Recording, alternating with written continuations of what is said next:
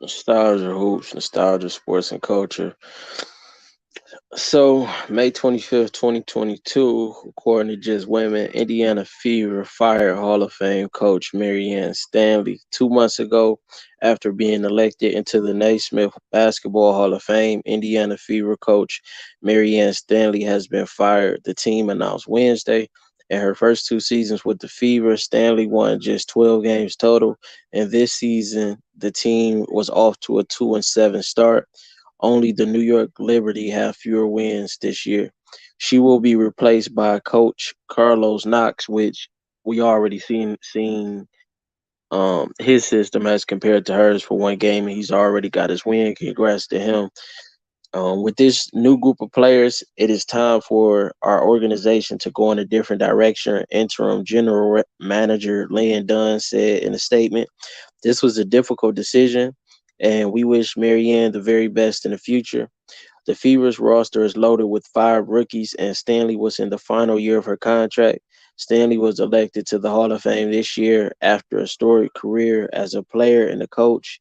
She played for the Immaculata College, helping the team to three Final Four appearances and two national titles. She started as a coach at Old Dominion, leading the program to an NCAA title in 1985.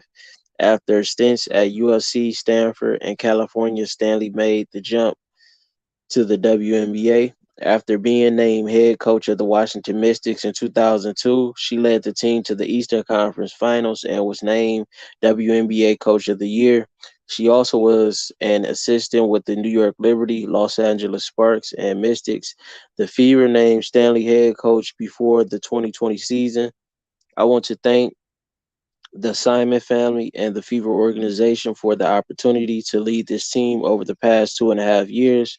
She also said in a statement, "I look forward to the next chapter in my basketball journey as well as being able to spend more time with my family."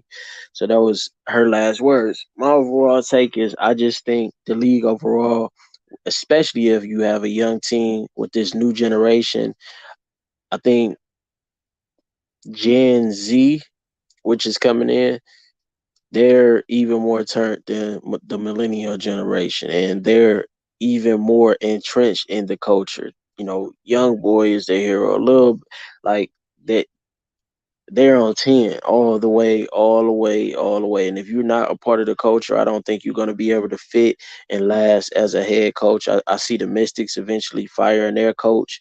It's like if you have that old, you could have been my teacher for 90s kids type vibe, you're not gonna make it. You have to be these new, like the teachers of today, where you go in the classroom and you don't know if it's a teacher or a model, or. And I'm not necessarily got saying they have to look like that, but I'm saying you're just more connected to what's going on, what they're into. You're not just connected to it. You grew up in that too, and y'all almost unison. Either you got to either at least be halfway in, or all the way in, or at least be able to be, like that 40-year-old.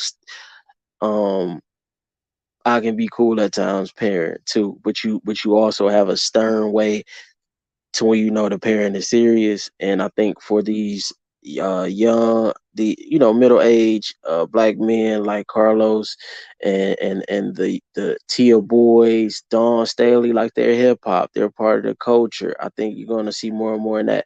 Even like say who would I say? I want to say maybe a Rick Pitino, like Tyler Hero, one day if he wanted to become a coach, it's not like just a black thing. It's just, are you in the culture? Can you relate? Can you celebrate how they celebrate when they talking about different? You're gonna have to be able to touch bases on a lot of different levels, and then factor in the discipline and basketball and all that. And it's not that they don't respect Stanley.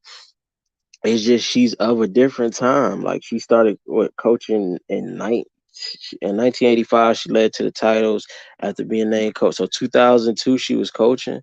So that's just a totally different generation. Y- y- I say with millennials, they could kind of deal with that, but just we just in a totally different time. So you're gonna have to be able to relate to these young players, and by them having five rookies, that's a total culture shift and that's a dominant thought, a dominant wave. They want to go out there and have fun, and they don't need all that. You can't be a stickler. You can't be the type that would have paddle somebody. You got to be able to talk to them, but not talk down to them.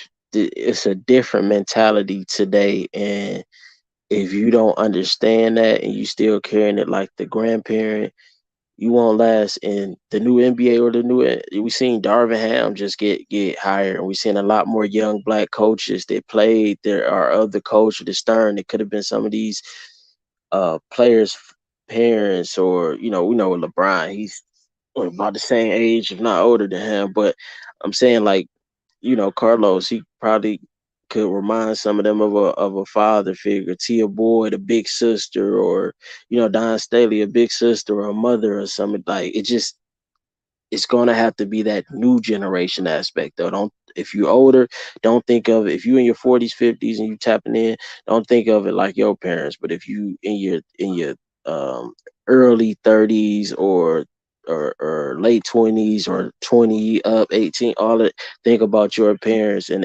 that's what is going to have to be in place for this new generation, or the grandparents of the kids that's 5, 6 years old right now, just to where they've lightened up. They might have been strict on their kids, but they're just in a different place, a lot more fun place, and everything isn't always serious.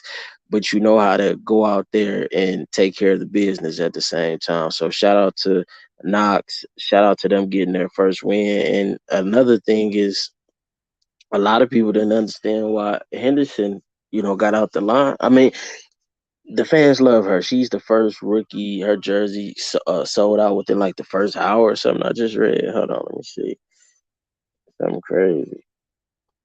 But like I said, she embodies the culture. Doing the Kodak mouth thing, and the braids, the hair, like. Yeah, Destiny Henderson is the first rookie in the Indiana Fever jersey, in the Indiana Fever franchise history, to have her jersey sold out within a few hours. So it's just a new day. It's a new time. It's a new mentality.